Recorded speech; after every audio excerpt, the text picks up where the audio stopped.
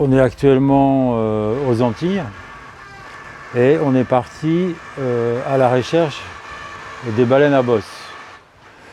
L'intérêt de notre recherche sur les baleines à bosse, c'est de faire l'identification par photo-identification, c'est-à-dire dès qu'on les rencontre et quand elles plongent, on prend la photo de leur caudale qui est une empreinte digitale de la baleine, l'intérieur de la caudale.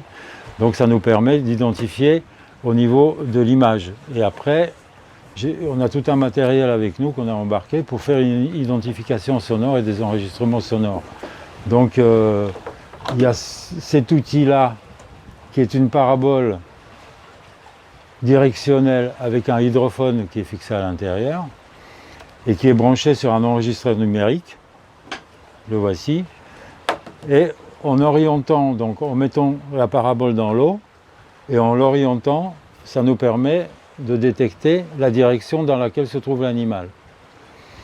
Plus on tourne d'un côté et plus on tourne de l'autre et on perd le son, il va se trouver au milieu, là où c'est le plus fort.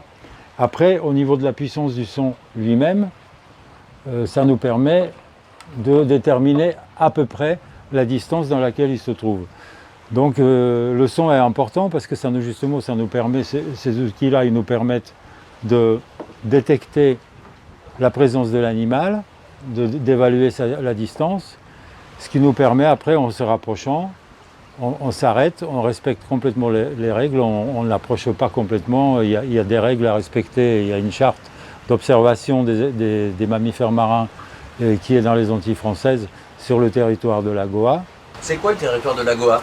Alors le territoire d'Agoa, c'est un sanctuaire marin, donc c'est un parc marin qui a été déterminé par rapport à l'emplacement des Antilles, donc qui fonctionne sur les Antilles françaises, donc sur la Martinique, la Guadeloupe, Saint-Martin et Saint-Barth.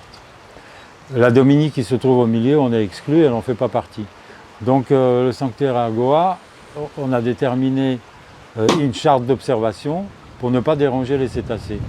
Donc il y a un protocole qu'il faut absolument respecter, que ce soit par les amateurs ou par des bateaux qui passent par là par hasard, ou par les professionnels de whale watching qui font des sorties publiques payantes. Voilà. Donc nous on fait tout dans les respects du protocole, donc on n'approche pas les animaux. En plus on n'a pas vraiment besoin de les approcher puisque avec le hydrophone qui porte très très loin, on arrive à avoir des enregistrements qui sont tout à fait corrects à une grande distance. Et avec les téléobjectifs que nous avons à bord, avec les photographes, on arrive à avoir relativement proprement une caudale quand la baleine plonge.